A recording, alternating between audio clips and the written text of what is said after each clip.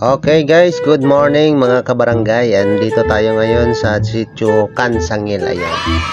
So ito yung ginawa natin guys, nag-road clearing tayo. Yan, Barkada.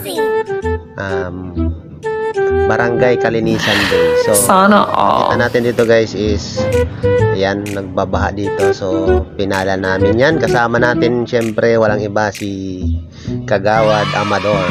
Ayan. Si Kagawad Nuying Rabalo.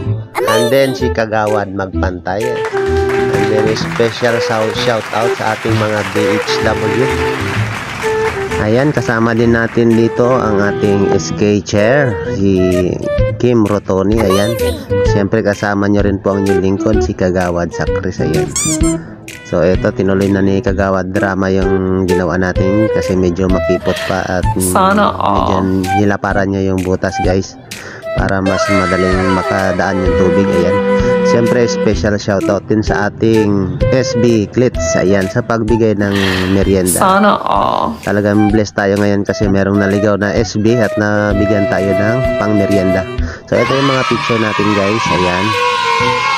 Kasama natin mga barangay officials and barangay employees.